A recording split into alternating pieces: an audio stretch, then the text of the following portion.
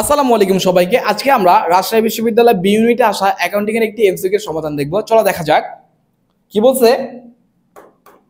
দেখো, আসবাবপত্রের ক্রয় মূল্য হচ্ছে 3500 টাকা, অবচয় হচ্ছে 10% এবং পুঞ্জীভূত অবচয়ের পরিমাণ হচ্ছে 2100 টাকা। তাহলে আসবাবপত্রটি কেনা হয়েছিল কত বছর পূর্বে? কত বছর পূর্বে? তাহলে আমরা কি দেখে নাও, আমাদের কি বলছে, পুঞ্জীভূত অবচয়ের পরিমাণ দেওয়া আছে, বাট পুঞ্জীভূত অবচয় কত বছরে করছি এটা আমাদের দেওয়া নেই। তো আমাদের প্রথমে বার্ষিক অবচয় বের করতে হবে। তো আমরা কি জানি, বার্ষিক অবচয় ইজ ইকুয়াল ক্রয় মূল্য গুণন অবচয় হার। তো দেখো আমাদের ক্রয় মূল্য কত আছে, 3500, অবচয় হচ্ছে 10%। তো আমরা বার্ষিক অবচয় পাচ্ছি কত, 350। তো এখন দেখো যে আমাদের পুঞ্জীভূত অবচয় কত, 2100 দেওয়া আছে।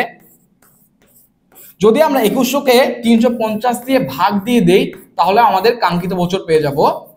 যে পুঞ্জীভূত অবচয় আমাদের কত করা হয়েছে, 2100 হচ্ছে 6 বছরের। আমাদের পুঞ্জীভূত অবচয় করা হয়েছে 2100 6 বছরে, তার মানে আমাদের আসবাবপত্রটি কেনা হয়েছে 6 বছর পূর্বে। তো তোমরা যদি আরো ডিটেইলসে ভিডিওটা দেখতে চাও, আমাদের লাইভ ক্লাস স্যাট একাডেমির পেজে দেওয়া আছে, অবশ্যই লাইভ ক্লাসটা দেখবা, তাহলেই তোমরা ইজিলি বুঝতে পারবা। ধন্যবাদ সবাইকে।